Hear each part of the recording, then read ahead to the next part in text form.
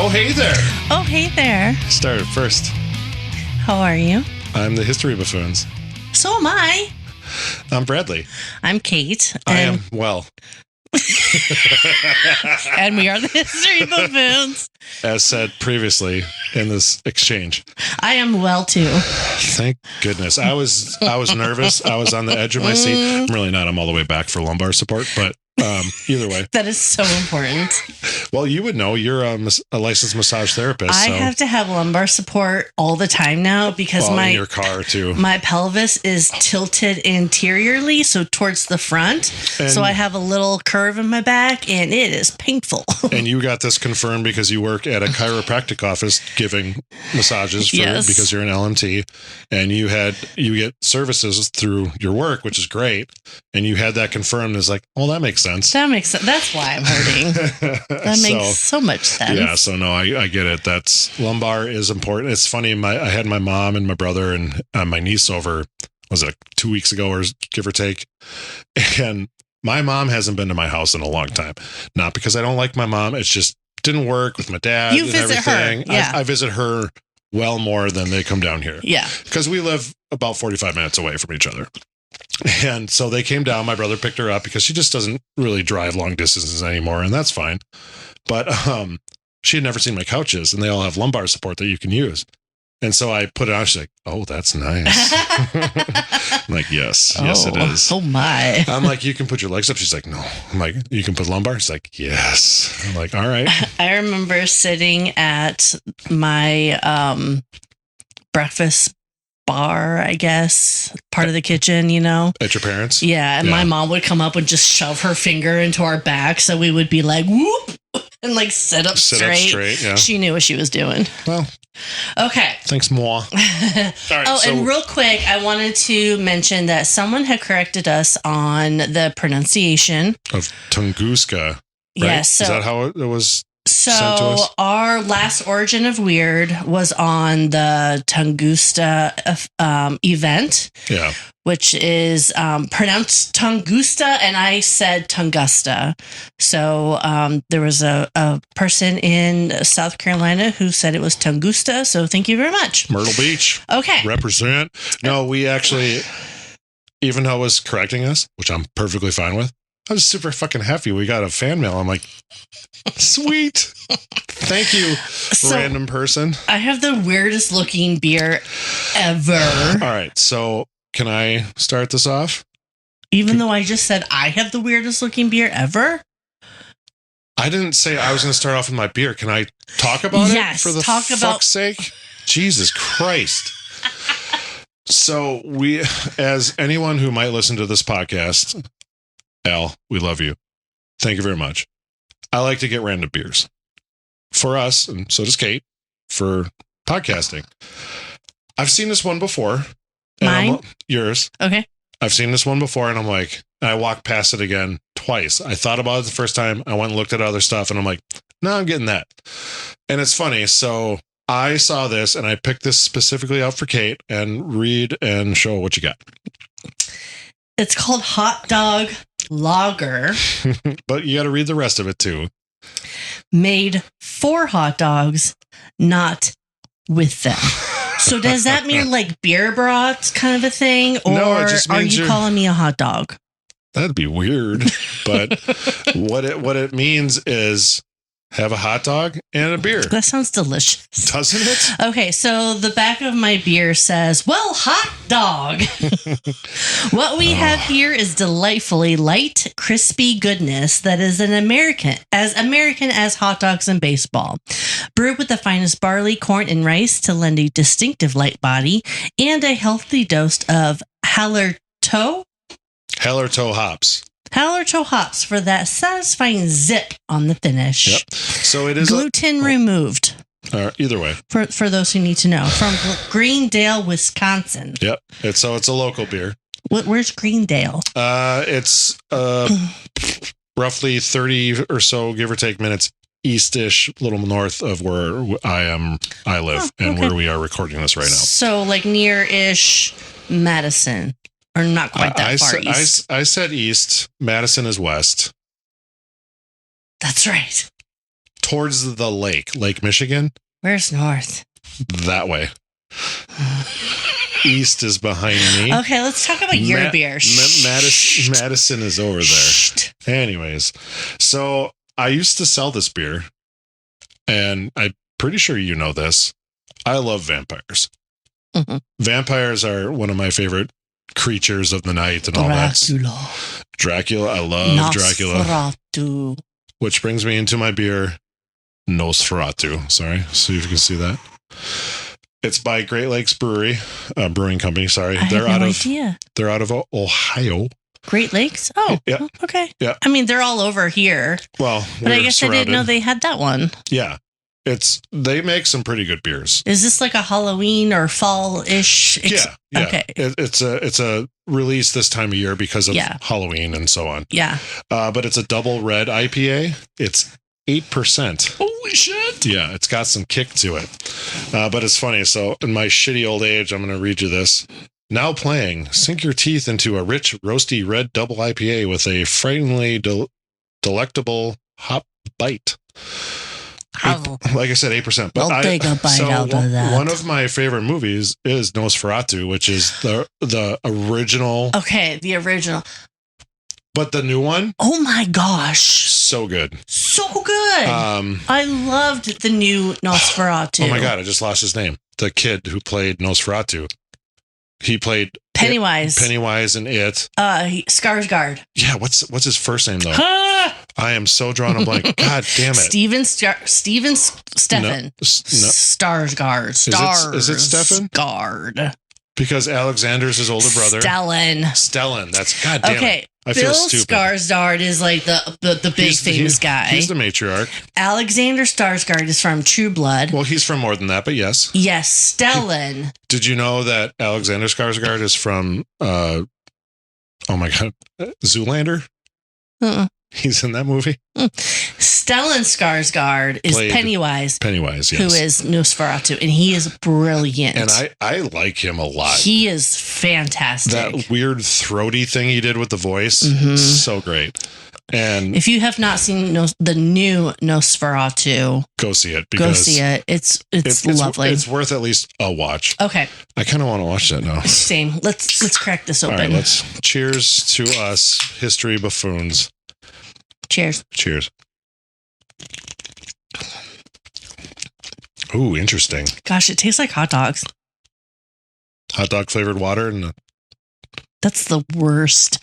Chocolate starfish and a hot dog flavored water. That's a Lip Bizkit album. No, I'm kidding. It's good. Is it? Yeah, I like it. How light is it for being a light lager? It's light. It's light. Yeah, it's like a Bud Light, Coors Light. Yeah, definitely. It's that bad? Oh, sorry. No, it's good. No, I figured it would be on the lighter side, but yeah. I just thought it was funny because it's hot dog lager. So I had to get that for you. Yeah, that was great. So I have two of these, and then we've also mentioned. I'm so jealous. Why? Because you have this and I don't in front of me. No, I have more for us. Oh, good. I just have one. Okay. Well, you're interrupting. Sorry. All right. What do you got for me today? Tell the people what they want to hear. We got more of that. Was it called Dominga? Dominga? Right? Yeah, Dominga. We sampled this on the last. I think my parents would like that. They might. It's a grapefruit Paloma, which is kind of redundant because all Palomas are grapefruit, as far as I'm concerned. I could be wrong because I'm wrong a lot. Anyways, we had that on. I think we had New Belgium last episode. But we had some of those that came in a variety pack, and they were so good. Yeah, so we were pleasantly surprised. We had a variety pack, and we chose two other ones for our last podcast. Yep. And this one was part of it, and we're like, oh, shit, this is delicious. And we were kind of disappointed that we're just hanging out talking about the podcast, and we shared these because it came with three, and I think... Yes. I had two, you had two, I don't remember even, but we're like, oh my God, these are really good. Yeah. So it's like an ale fresca. So good. But so we tried something else too, because just to compare it, because we couldn't find a 6-pack of this because where we were looking just didn't have it. We tried something else. It was very good, but I like this one better. Yeah. So when I was looking for beers for us for today's episode, I saw that. I'm like, I gotta pick a 6-pack up because we were trying to. After we had these, they were so good. I feel like we're rambling. Let's get into it. We are going to go back to World War II because it is my favorite era to learn about. But this one is strictly about a submarine. Sandwich? Oh, that does sound good. That sounds delicious. We're going to go aboard the USS R-14. R-14. Yes. So on a scale of 1 to 10, and I might even put like a meter on the screen for this, depressing level, where are we at? 7. Oh, fuck. That high? Oh, sorry. 3. Okay. Jesus Christ. Do you not know how scales work? 10 is the highest. I would say about a 3. So the majority of this is going to be about the USS R-14, which is a 0 on your scale. But there is a little side story that could be like, it could bump it up. It bumps it up, and then the average is like a 3. So like if we associate it with like a earthquake, it would bump it up 3 on the Richter scale kind of thing with that side story. It was a bad analogy. Let's want to move on. Okay, so the USS R-14 was an R-class coastal and harbor defense submarine. I never would have guessed the R part of it with the name, but all right. It was commissioned in 1919, just after World War I. Wow, okay. Okay. So she was not a giant submarine by submarine standards. Yeah. It was about 186 feet long and 18 feet wide. Okay. On the surface,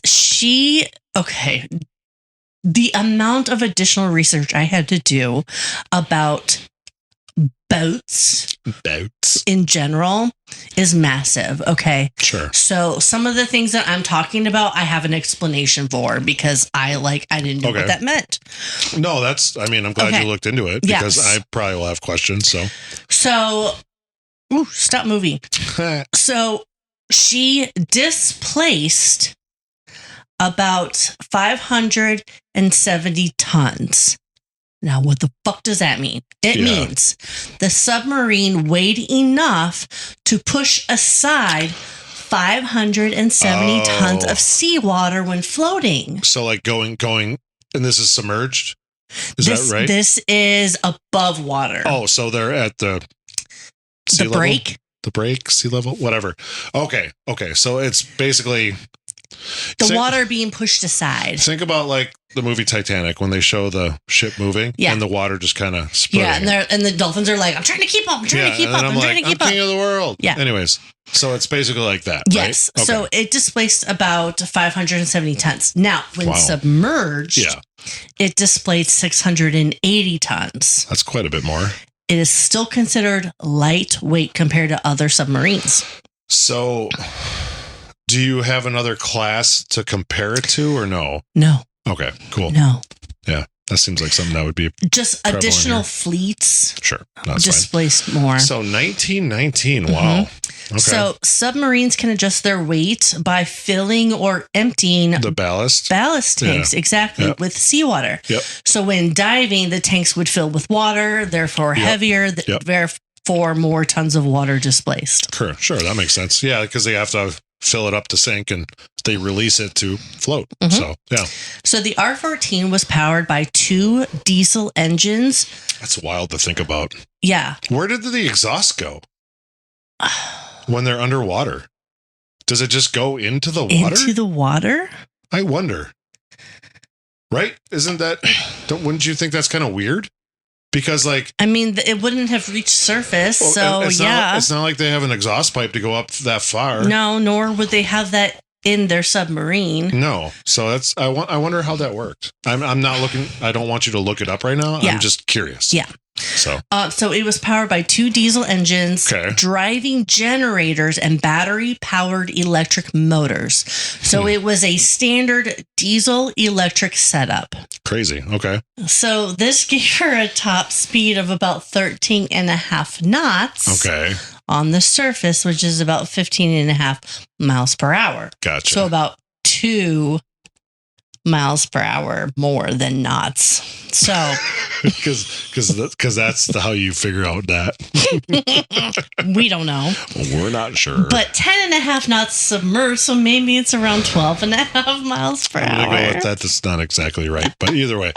So obviously, it makes sense why it's slower or submerged because it's got more drag with the water and everything. Yeah, and it's not 100% cylinder because there's obviously a tower on the top and so on. There is a tower which we are going to talk about. Oh, nice. Yes, but obviously that's going to create more drag underwater because when you're above water, it's more or less just the cylinder portion, not the tower. So yeah, I get why it would slow down, but could you imagine? That's still got to be pretty quick, even underwater. So. Aerodynamics. Wow. So, depth-wise, yes, she was built to dive around 200 feet. Wow, okay. Yeah, which is about 61 meters. Okay. Safely. She can go lower. It ain't so safe. Not so safely. She had 4 torpedo tubes. I love how our first episode comes back to us once in a while. Torpedo tubes. Torpedo tubes. And she had a 3-inch deck gun on the bow. Okay. Bow? Sure. Bow, not the bow. Oh, sorry. I don't do nautical things. The bow. Spelled like bow. So can that be our title? No. I don't do nautical things. I mean, that's the front runner in my book right now, and I know we got a ways to go, but that is fantastic. So the R-14 was modestly armed. Okay, because it was for training. So it had a gun on the bow, and then torpedo tubes, or it had torpedo tubes and a bow gun. But anyways. Mm-hmm. What else did it have? Is that it? That's pretty much it. Okay. Yeah. So, submarines heard they often were engaged in targets. Sure. On the surface. I mean, they're meant for underwater warfare. Yes. Obviously, they're meant for stealth because they're underwater and it's hard to fucking see. And be like, I'm gonna get that boat. I'm going to fill up my torpedo tubes. Okay, so the R-14. Yeah. It had a crew of 2 officers and 27 enlisted men. Seamen? Yes.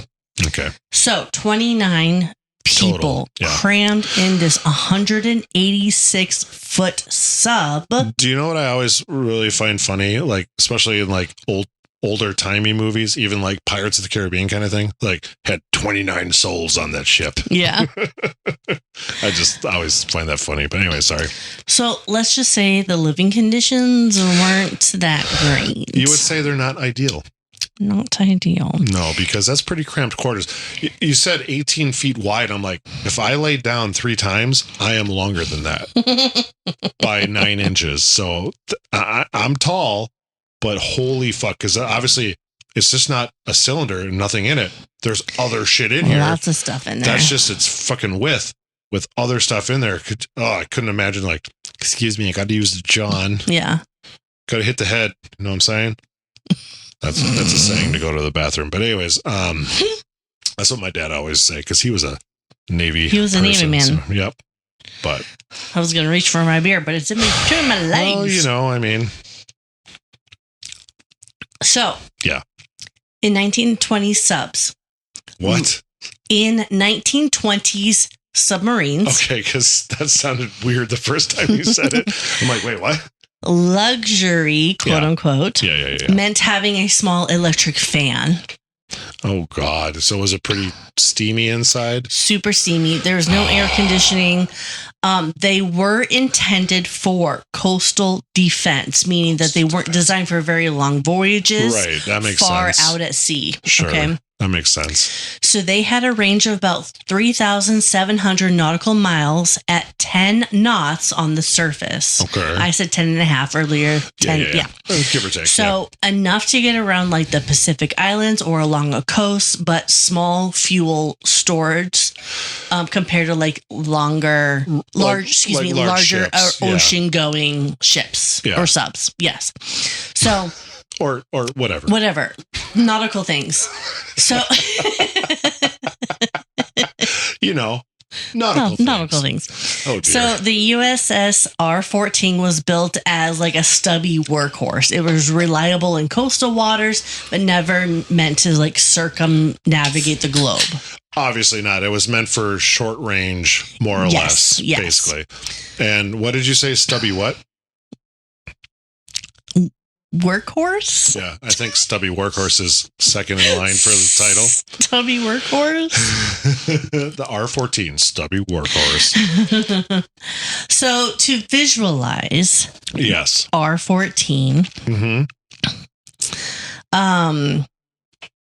picture like a steel cigar. Sure, yeah, okay. Yes, with like, and then it had like a little coning tower. Now, a coning tower, C-O-N-N-I-N-G, coning. Yeah. It's basically the submarine's bridge. Oh, sure, okay. So the raised section you would see like sticking up from the hull. So, and you can obviously only use this said bridge when you're at surface, yeah. Okay. Yes. Surface level, yeah. Yes. So this is where the periscope, the compass, and controls for steering and driving were located in early submarines. Okay, sure. Yeah. So, as I said earlier, she had a diesel electric engine system. Yep. Diesel for surface cruising and electric batteries for underwater.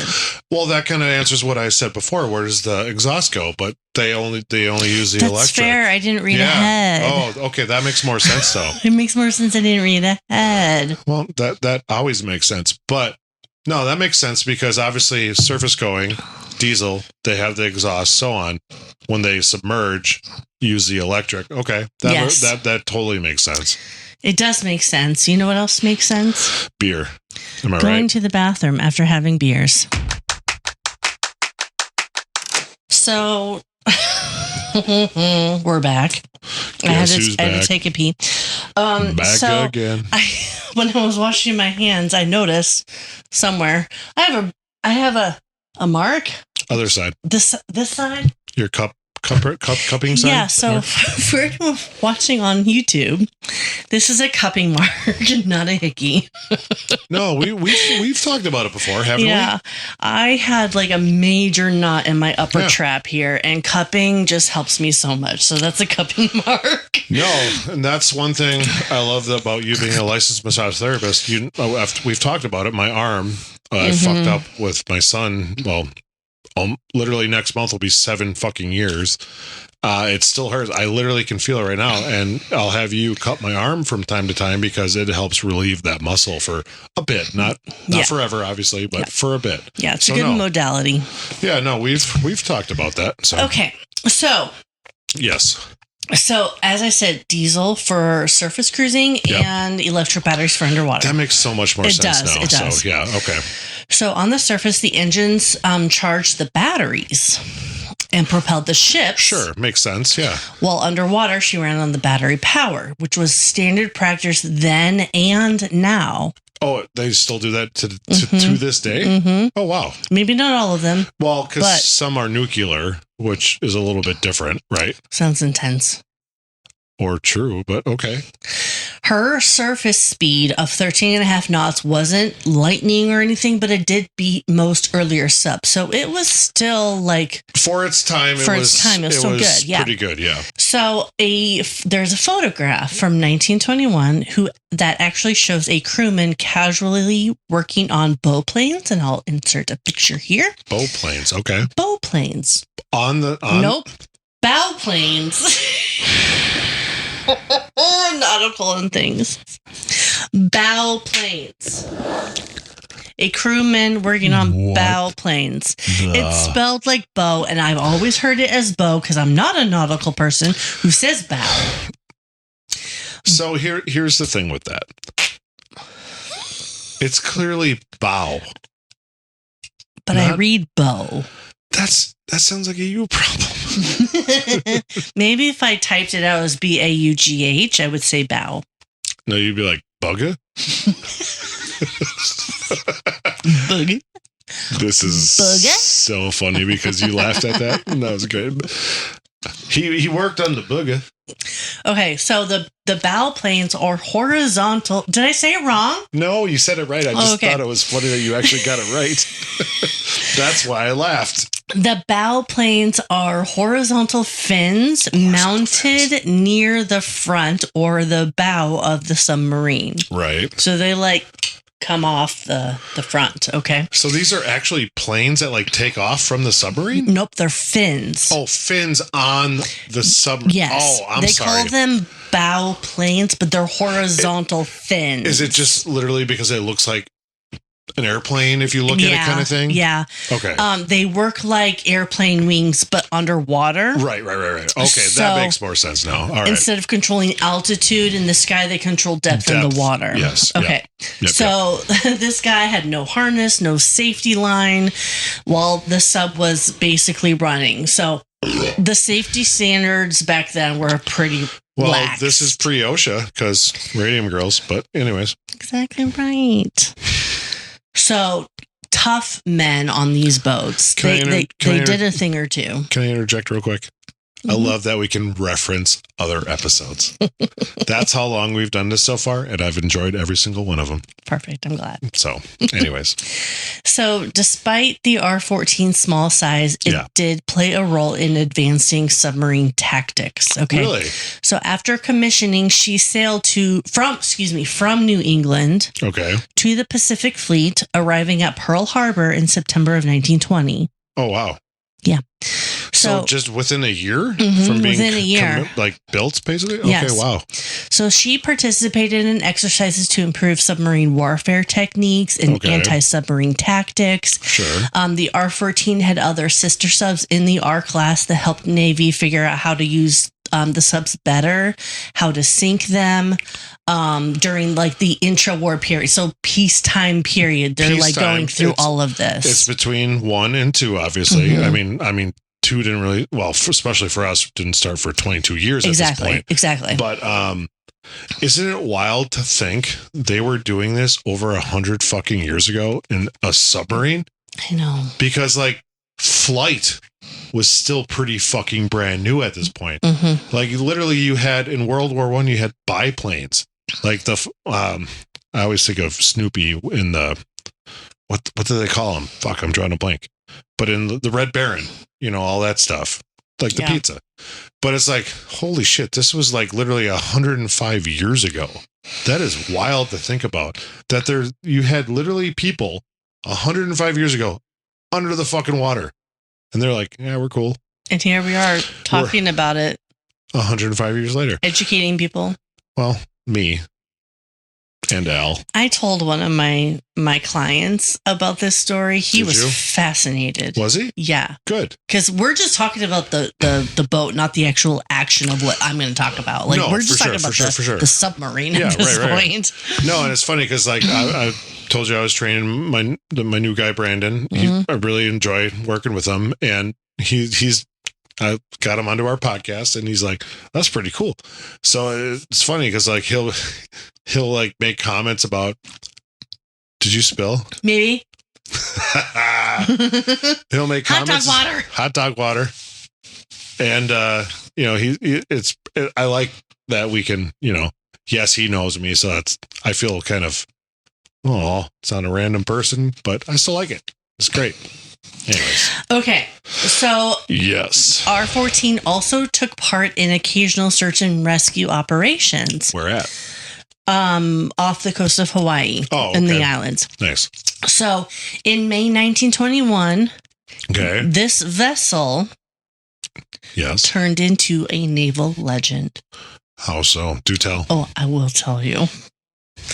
So the R-14, this cruiser was recruited to search for a missing tugboat. A missing tugboat? The USS Conestoga. Conestoga. Mm-hmm. How important was this tugboat? Well, it had secret documents. 56 sailors on it, so I would say fairly important. Sorry, 56 souls. 56 souls. That's a lot of souls. It's just funny because that's like what pirates would say. She's got 56 souls on that whatever. So the Conestoga was a Navy fleet tug. Okay. An AT-54 for those who know about this kind of shit. And this was, they were in Hawaii, or they just did stuff in Hawaii and this is not part of Hawaii? Oh, I'm sorry. No, that's okay. Am I jumping the gun? No, that's okay. So the R-14 is in Hawaii. Correct. The Conestoga is leaving from California to Hawaii. Oh, so it's heading there. Yes. Okay, perfect. Yes. Perfect. Sorry. So that's okay. So this fleet tug was a stout ocean-going tugboat used to tow ships and barges. Sure. And it had mysteriously vanished. Like ghost ship kind of thing? Like, no, it was never found. No. It was never found. Did they find it eventually with the submarine? Perhaps not. Maybe so. I don't know. Well, I do know. That's one thing I do know. Okay, let's move on. I'm so proud of you for knowing something. It was part of my research. Oh, thank God. That is a snippet I will take and use over and over because that is the first and Shut the fuck up. Okay. Wow. Oh my dear. Okay. Yes. In March of 1921, the Navy ordered the Conestoga to steam from California. That's the tugboat. Correct. Okay. From California to American Samoa in the South Pacific, where it was needed as a station ship. Okay. So American Samoa, if you don't know, because I didn't, is roughly halfway between Hawaii and New Zealand. Yes. So Fiji is like over there. That water is so delish. Just kidding. I have a bad story about it, but not for now. Enough now. So on March 25th, 1921, the Conestoga departed San Francisco's Golden Gate, heading for Pearl Harbor for the first leg of its journey. Because like I said, they're going to American Samoa. And you're going past Hawaii. Correct. Yep. So there are 56 officers and sailors aboard. There it is. Thank you. After it left San Francisco. So 56, that's more than normal. Oh no, this is the tugboat. I'm sorry. Yeah. I'm confusing the amount of people on the sub compared to the tugboat. I apologize. My bad. That's okay. I can open up another beer now. Well, let's do it. Cheers to that. Cheers to that. Domingo. Cheers to another. I'm so jealous you have the Domingo right now. I know. But I do like my little lager, my hot dog lager. Not bad, right? Yeah, I like awesome. it. So I am glad I also have a Domingo because if I had any more Nosferatu, I might not make it to the end of this. Okay. They are 8% and I am feeling that. So okay, I'm glad cheers. You stopped. Okay. So after it left San Francisco, Conestoga simply never arrived at Pearl Harbor. Okay. Now, if you've been there, yes, Pearl Harbor is on Oahu, which is not the big island. Correct. So it's like 2 or 3 islands to the west. Sure. Okay. So the Conestoga was set to arrive at Pearl Harbor by early to mid-April 1921. Okay. By late April 1921. No go? No Conestoga. Okay, so they're like, we got an issue? We have an issue. Houston, we have a problem? Alarm bells went off. The Navy launched a massive air and sea search around the Hawaiian Islands. Okay. As they assumed the tug must have run into trouble closer to its destination. Not further away. Correct. Which is interesting. The R-14 and several other ships and submarines were assigned sectors to scour the ocean for any sign of the tugboat. Sure, makes sense, yeah. Yeah, exactly. Like a grid system almost. Perfect, yes. For the most, yeah. Yeah. So, May 1921, the Pacific Ocean, about 140 miles southeast of Hawaii. Okay. The USS R-14 is chugging along the wave on the surface on a mission to find this missing tugboat. Yeah. So, it's hot. There's a tropical sun beating down on the submarine. I have no doubt. Trouble strikes. What happened? The R-14's engines sputter and die. And they're at surface level at this point. 100 to 140 miles away from Hawaii. Oh, I mean, that's quite a distance. And if you can picture where Hawaii is, there ain't much around. There's literally nothing around. Not much. Nothing. So the sub had run out of usable fuel. It turned out that seawater had contaminated the fuel supply. Oh, shit, really? Yes, and I had to figure out why. How? Okay. The USS 14 ran on diesel fuel. Correct. Stored in tanks inside the pressure hull.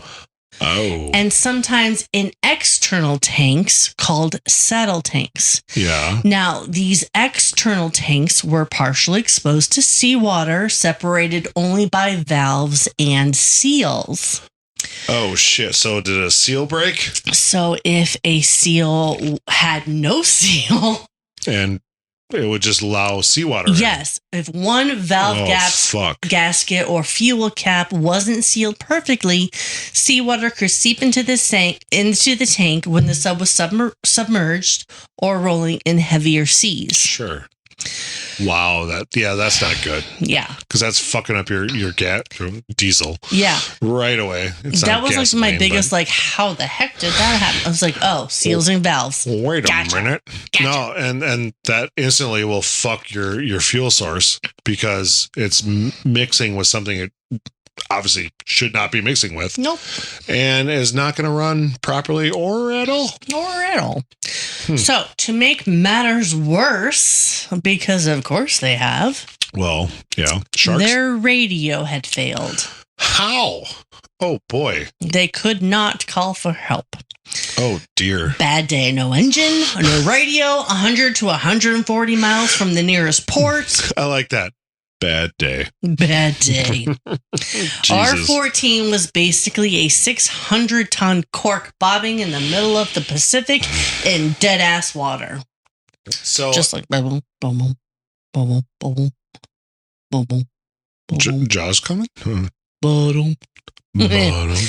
So, but they were at sea level. Yes. Thank goodness for that, at least. Yes. Right? Well, so they use the diesel on the surface. And the electric underneath. Yes. However. Continue. They really didn't have power underneath either. Well, because the diesel generated the batteries for the electric. And if you don't have that, you're not generating energy for the batteries. The crew checked the batteries. Yeah. Electric batteries alone did not have enough juice to propel her all the way to Hawaii. So They were too far out. So to add pressure, the R-14 had food provisions for only about 5 days. Oh, shit. So if they did nothing, they drift helplessly, perhaps for weeks, with starvation looming. Cannibalism. Cannibalism, am I right? The likelihood of a random ship passing in this area to rescue them is basically zero. Slim to none, yeah. Yeah, it was a dire situation. So they were in dire straits. Dire straits. Good band. Got my money for nothing and my chicks for free. It's such a good song. So it was at this moment that the officers and chief petty officers put their heads together. They probably hit each other, but that's fine. Well, they didn't have much room. Probably not. They decided on a solution that was pretty unorthodox for the time. The 20s? 21st? They said, let's sail back to Hawaii. So they put up a sheet? A few. Hey, attention. We need attention. All crew members, please bring your sheets to the deck, to the bow. Bow. Shut up. We need to erect a sail. Okay. That is all. Desperate times call for desperate measures, right? I mean, can you blame them? Not at all. They're trying to figure out, hey, we are fucked right now. And luckily, again, they're at the surface because, I don't know if you know this, but wind doesn't blow below water. So if they're erecting a sail from sheets or whatever they have, at least they're at the surface. And like you said, desperate times call for desperate measures. You got to figure something fucking out. You're like, we are on our way to Hawaii. We're trying to get back to Hawaii. We left Hawaii. When was Hawaii a state? Not 1921. I was going to say like 49? 59. I was going to say 59. We're so wrong because we had Pearl Harbor in 40. Shut up. Okay. Why such hostility? July 7th.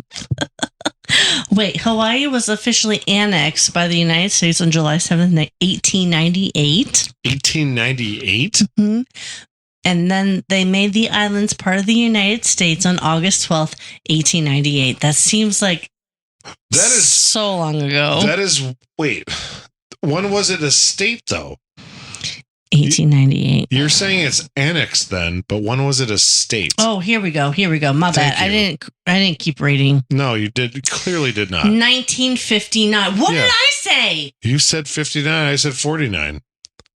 So we had Pearl Harbor, and it wasn't even a state yet. So fucking shocked I got that.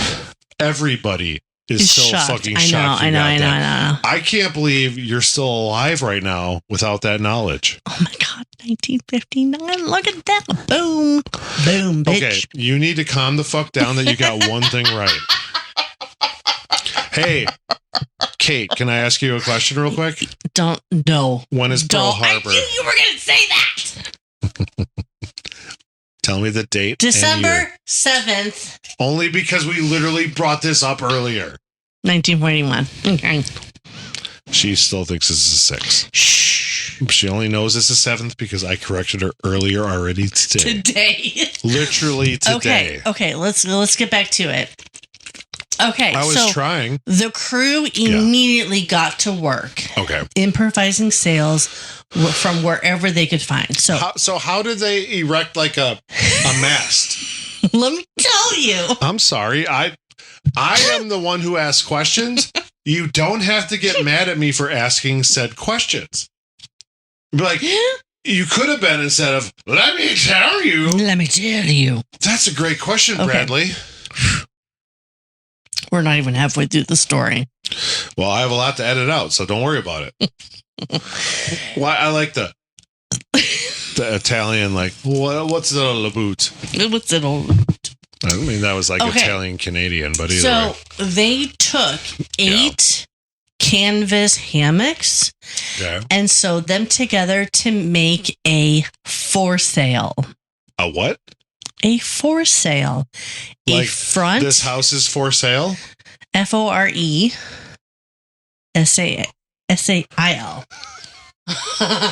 Like for sale. Like I'm golfing and... Yes, exactly. So it is a front sail that catches the wind first. I'd hope so. Okay. I hate the back ones that catch it last. For a yard arm. It is a horizontal pole. Damn right it is. That stretches across a ship's mast. Okay.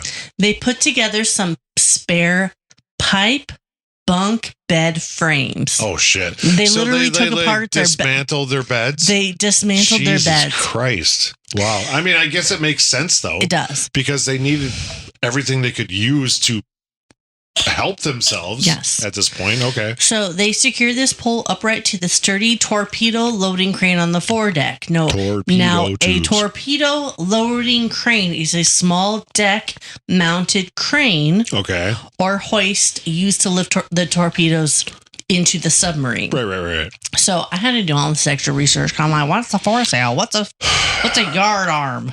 I like how you're like, look at me, but it's like, way to go. Do your job. Anyways. Okay.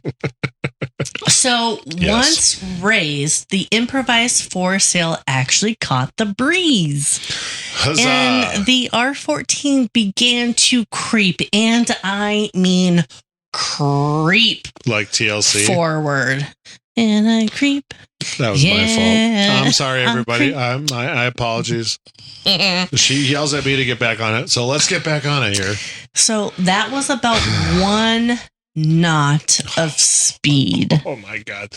Could you imagine how slow that fucking felt? Like literally creeping. That's a very gentle walking pace. Oh my God. That's like, yes. Let's go with that. Yes. With some forward motion, they regained rudder control.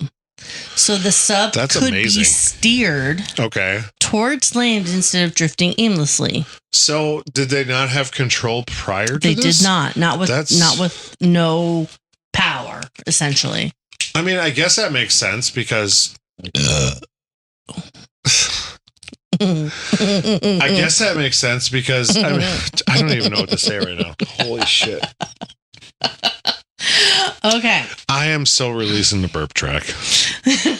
God damn. So the sub could be steered towards land instead of drifting aimlessly. Right. So the crew pieced together a mainsail out of 6 blankets, literally raiding every bunk for bedding.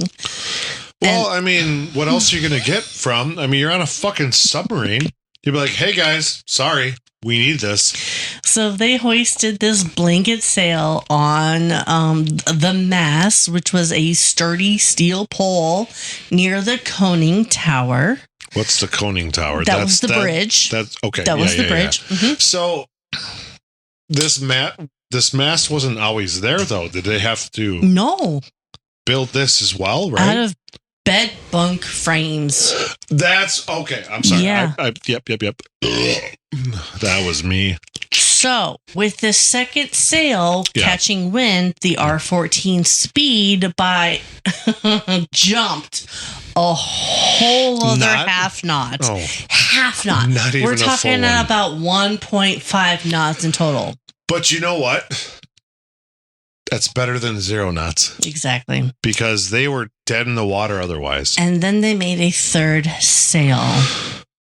So they 3 fucking sails on a submarine? 3 sails made out of more blankets and hammock canvas. Wow, okay. And the third sail was tied to another jerry-rigged boom on the aft part of the tornado. Nope.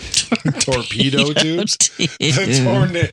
I don't know. Maybe tornado tube is the title, but either way. But this added another 0.5 knots. So they're up to 2? So we are up to 2 knots, or approximately 2.3 miles per hour under sail. But still at water, that still feels a lot different than on land. Exactly. So, wow. It's wild it took that much to get them even to that fast. But I mean, like you said, they had to figure out something. Exactly. Because they were stranded otherwise. So the crew who likely had minimal sailing experience are now essentially acting as deckhands on this jerry-rigged sailboat.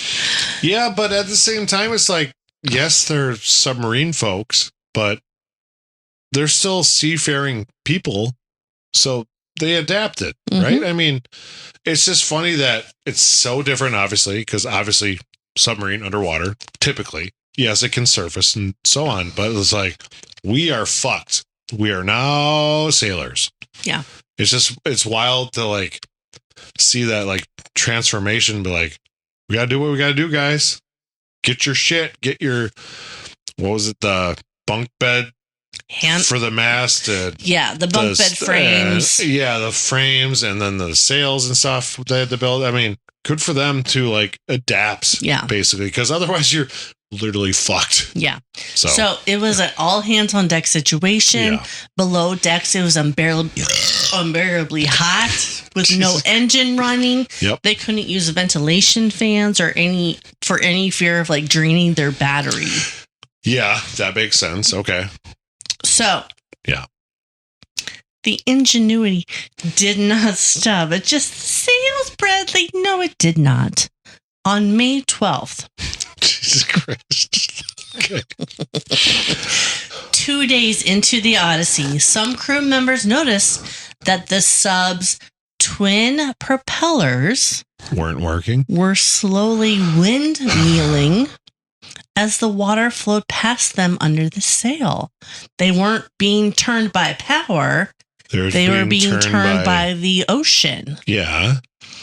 So, why not use the spinning propellers to generate electricity? Well, yeah, makes sense. Exactly. So, normally a submarine's propellers spin because the engines are running. Right. And that spinning pushes the sub forward. But if the sub is already moving because of the sails. Correct. Water rushes past the propellers and makes the propellers and move. makes them spin. Exactly. So how did they hook those up to the battery? Somehow they hook up the propeller shafts to the generators. Yeah. And got a charge going to the batteries. That's wild. I mean, good for some whoever ingenuity. It was. Yes. Such ingenuity. Good for somebody to recognize what is happening. Like, hey, we got our sails going, but look at that, man. Yeah. Propellers are moving. I think we can use that. Right? Right. Are you repeating everything I say? Are you repeating? No. Okay, stop. Anyway, so I was going to finish, but you can interrupt and say weird shit. Go on. So it was just a small trickle of power. What? That was pretty cool, actually. I like that sound. I think that 8% is getting to you. I had a Dominga. What's the Dominga? 4.5? It's because you had 2 8%. I really got to pee. You got a pee break. I get a pee break. So it was just a small trickle of power, but it did recharge the sub's batteries while sailing. Well, that's good. So in a sense, R-14 became a hybrid wind electric vehicle, harnessing green energy before it was ever a thing. Oh, there's so many people these days on a certain side that would be so excited about this. Good for them. Okay, so this was a lifesaver because it ensured that when they were finally near land, they would have enough battery power to like maneuver or even motor past like the last stretch. So if needed, would they have to submerge for that power, or could they use that power when they're at surface? I think they did it at surface. Okay, fair enough. Mm-hmm. So for 64 hours over the course of 5 days. Yeah. 64 hours. God damn. The R-14's crew nursed their submarine sailboat towards Hawaii. Okay. It covered roughly 120 to 140 nautical miles. Jesus. At an agonizingly slow speed. Yeah. But it was steady. Steady wins a race. Look at the tortoise. They each day undersail ate into their like meager food supply. Okay. But by day 3, they still had a lot of ration left. So they were really, really positive that they were actually going to make it through this. Sure. So finally, on the morning of May 15th, 1921, they sighted the big island of Hawaii and approached Hilo Harbor. And they're like, thank God. Mm-hmm. So once close to port, with their batteries partially charged, they removed the sails and used the electric motors for the final approach into Hilo. Okay. After nearly 3 days under sail, so it was like 1 day there, 3 days under sail. Yep. The USS R-14 glided into Hilo under their own power, under their own battery, safe and sound. It's just wild they made it there. And the crew of the R-14 had literally saved themselves by sailing a fucking submarine. That's crazy. That is wild. It is believed to be the most unique story in U.S. Navy history. Well, rightly so. I mean, how many fucking people can say, I sailed a submarine? Submarine? What the fuck? Mm-hmm. Because you're not supposed to do that. That ain't right. Because they're underwater vessels, if you will. Yep. And the fact that they had to sail it with literal sails, it's like, holy fuck. Wait, blankets and hammocks. Yeah. What happened now? Mm-hmm. Boy, do I have a story to tell you, sir. Buy me a pint and I will regale you with my tales of sails. After a couple days in Hilo, R-14's sister submarine, the USS R-12, arrived. How is R-14 and R-12 like? I feel like R-12 came first. Anyways, I'm kidding. You said sister. I mean, they are sisters. 12 and 14, they're sisters. Where's 13? Did 13 run away and join the circus? 13 is still on the lookout for the Conestoga. Oh, my God. Poorly timed joke. So the USS R-12 arrived with fuel and supplies. Okay. So yeah. The crew refueled their sub. Okay. And got a good meal and some rest. And then they steamed back to Pearl Harbor, which is on Oahu. Yes. Under normal diesel power. And to get back to routine operations. You've never been to Hawaii, correct? Correct. We're going to fix that. We're going to take a buffoon's trip. I'll bring my family. I've been there once.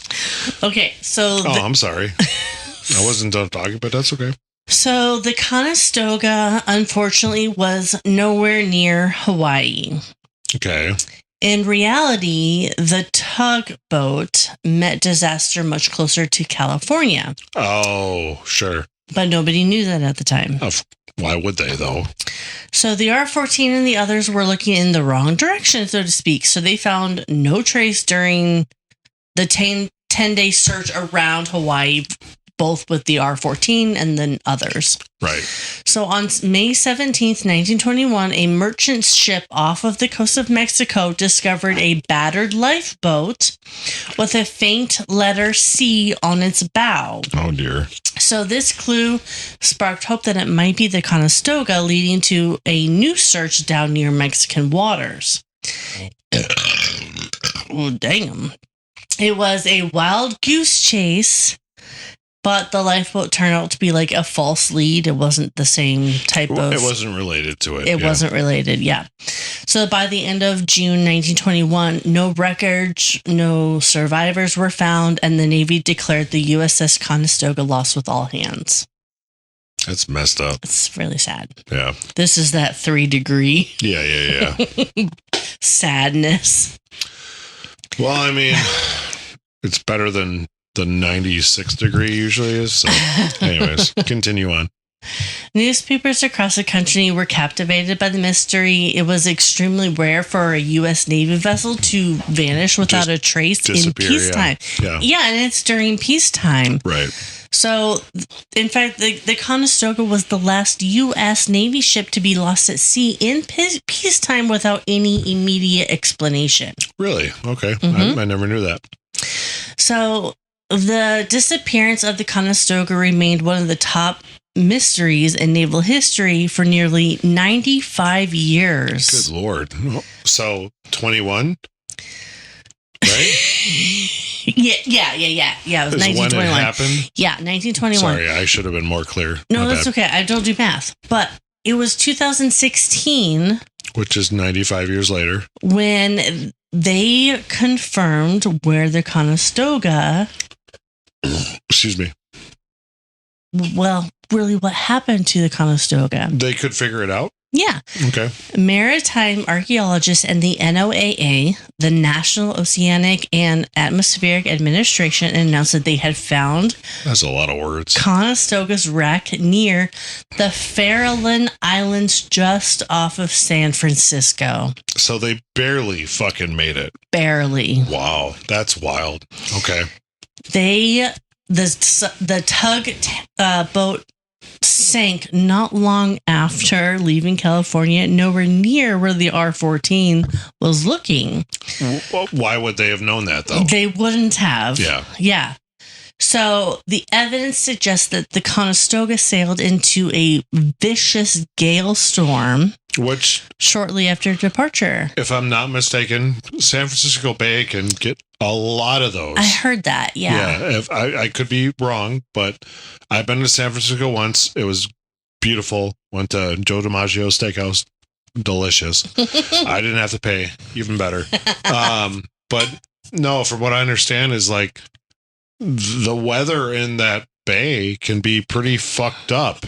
Obviously, the whole story of Alcatraz with the people who escaped, they don't believe that ever happened. People claimed whatever, blah, blah, blah, so on. Sharks, so on. So I'm like, that bay is fucked up. Mm-hmm. There's a lot of weather that can happen. So I guess I don't know the circumstances of why they didn't make it past that, but it makes sense. Yeah, it makes sense that it would be a gale. So, anyways. There were weather reports from March 25th, 1921, that show that winds in the Golden Gate area picked up from 23 to 40 miles an hour with very rough seas. Yeah, that will fuck some shit up. Yeah, so the Conestoga maybe have been towing a barge and radioed that she was in a battling storm before all contact was lost.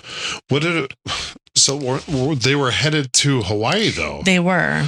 That also seems like a really long voyage for a barge to do that. Again, I am not a seafaring person. A tugboat. I'm sorry, a tugboat, not a barge. I don't know how long they were with a barge, right. But yeah. But it's that seems like a really long journey for a tugboat.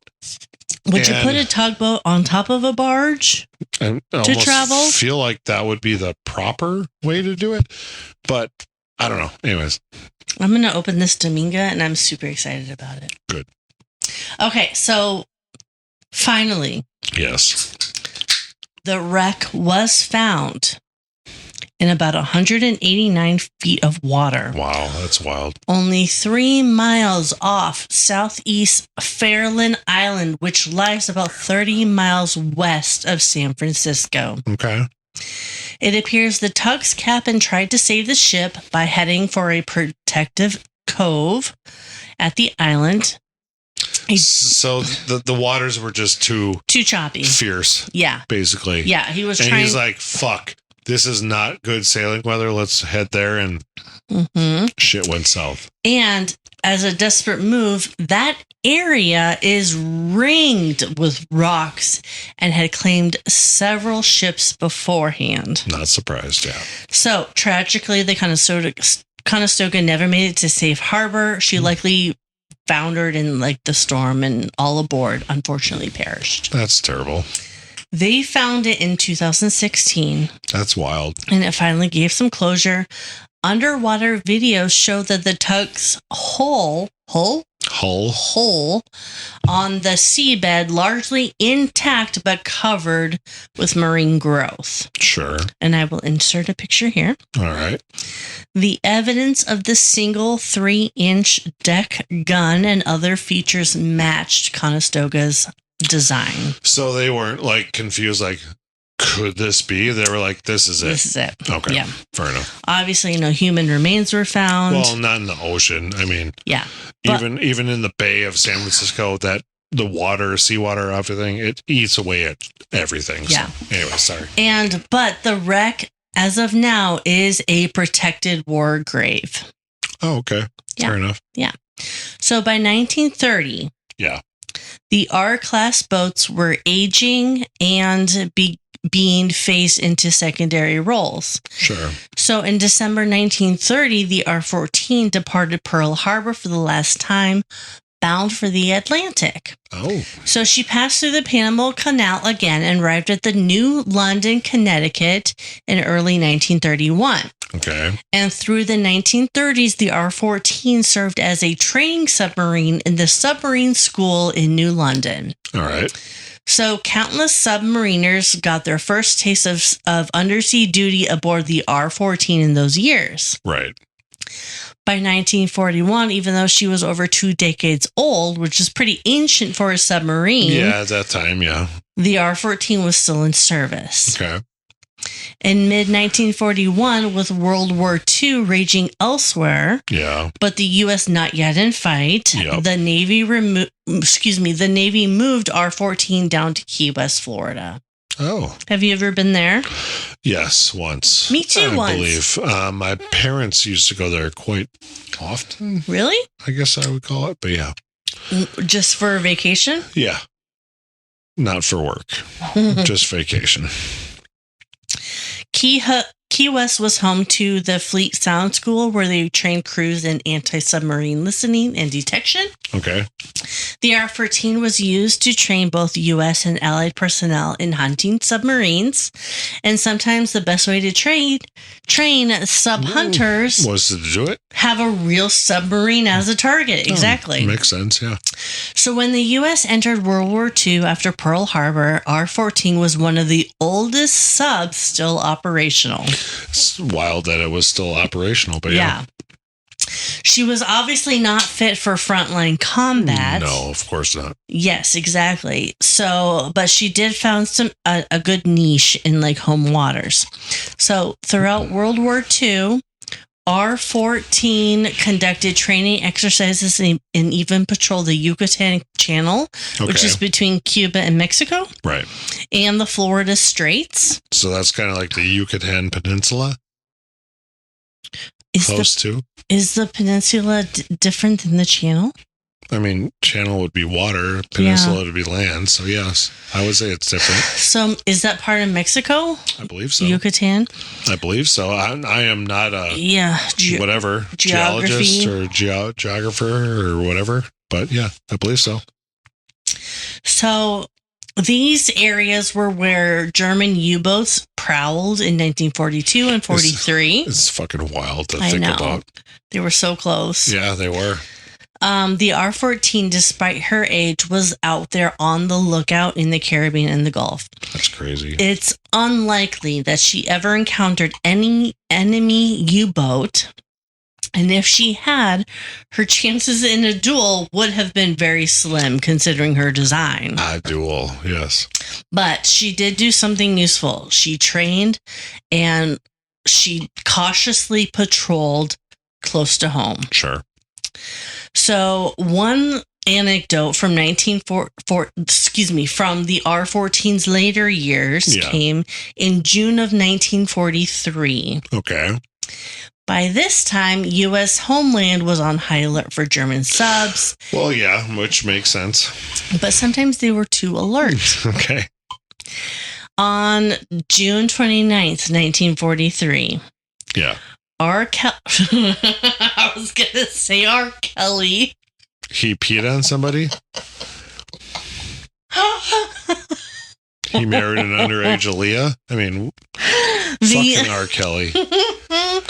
The R-14 surfaced off Key West. You got to give me a second. R. fucking Kelly. Wow. All right, anyways. Okay, so June 29, 1943, the R-14 surfaced off of Key West. Yes. The U.S. Army Coast Artillery mistook the R-14 for a German U-boat. How? And opened fire. Oh, Jesus Christ. How did they mistake it? Did you come across that? They did not do their due diligence and figure out what was friendly and what was not. That is a Nazi flag, not a United States flag. No, it's got 13 stripes, dick. But fucking hell. Thankfully, the gunners were not very accurate. Oh, good. Good old American ingenuity there. Or perhaps the range was too far away, but... Let's go with they're inaccurate because they suck. But the R-14 survived without any damage. Oh, thank goodness. Because it would kind of suck to have you shoot on your own fucking personnel, basically. So by 1945, the R-14 was a geriatric vessel. They still have their place, man. She has served through World War I. That's crazy. That's fucking wild. The entire interwar peace period. Interwar peace period. And all of World War II up to the final months. That's what's wild about it, is like, you wouldn't think that. I mean, such an old submarine. And like, submarines have been around for a while. And not long after flight, even, this thing was built, and it lasted for 20 plus years. This particular model, obviously submarines are still going and so on, nuclear, blah blah blah, whatever. But fuck, you would never guess that. Yeah, being built in 1919, right? If I'm not mistaken, and through World War II. That's fucking wild. Especially with the sales. I mean, they fucking, it's even amazing that they survived that. Because they could have literally sunk. They could have. So, yeah. Anyways. So, It is a obviously remarkably long career for a submarine, and most World War II subs had a service life far shorter. Correct. Finally, that was amazing. With World War II winding down, the Navy was set to retire the boat. So, R-14 was decommissioned on May 7th, 1945 in Philadelphia. Oh, so like that was what, a month after Hitler killed himself, basically? Yeah. Wow. Yeah. Okay. So where was the location? Philadelphia. Okay. So May 7th was when they was decommissioned. Yeah. It was the day after Germany's surrender in Europe. So even that close. Yeah. Okay. Yeah. Gotcha. So she was removed from the Naval Vessel Register later in May 1945 and sold for scrap by September. That's crazy. Yeah. I mean, I get it because they're trying to keep money and all that, whatever. But by 1946, R-14 was likely melted down, perhaps to become part of some new constructions, maybe a new part of submarine. Maybe a nuclear. Whatever, yeah. Either way. So, that's crazy. The R-14, in all of its glory, never fired a single torpedo. From its torpedo tubes. Never sank a ship. So it was just kind of hanging out.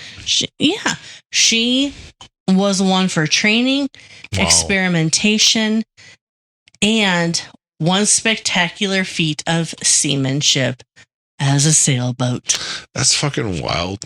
Never even shot a torpedo. Nope. I mean, it's almost like, what's the point? But at the same time, I get it. I mean, scenario, all that stuff, but that's crazy. Never even shot a fucking torpedo. That's wild. Yeah, isn't that crazy? It really kind of is, honestly. But, yeah. Right. So that was the story of the submarine R-14, the USS R-14. Of course, because fuck all the rest of the birds where you are. And I have a Domingo now. How'd that happen? Dominga. My apologies. Dominga. Yeah. Okay. So hot dog lager. It was fantastic. It was more on the basic side. It's a light lager. It's not going to be a normal. I don't know what I'm trying to say. Unique. It's not super unique. It's very light. Dominga. Delicious. 10 out of 10. Yeah. I love. How was your Nosferatu? It was really good. I've never had them. I sold them before in the past. I love the packaging, the can, everything. It's really good. I am not a huge red fan, so red ales, red IPAs, all Ambers, that. Yeah, but that was really good. Awesome. So I will look forward to enjoying the rest. It's 8%, so maybe tomorrow. Because holy fuck. But I also had a Domingo or two. So good. I really like this from New Belgium. I'm a big fan, and I'm gonna have to see if I can have Al send me some for free. I'm just kidding. I'm joking, Al, because that's what I do.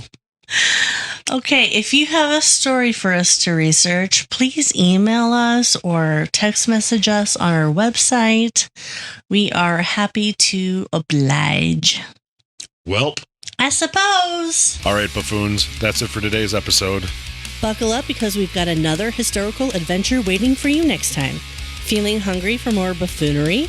Or maybe you have a burning question or a wild historical theory for us to explore? Hit us up on social media. We're History Buffoons Podcast on YouTube, X, Instagram, and Facebook.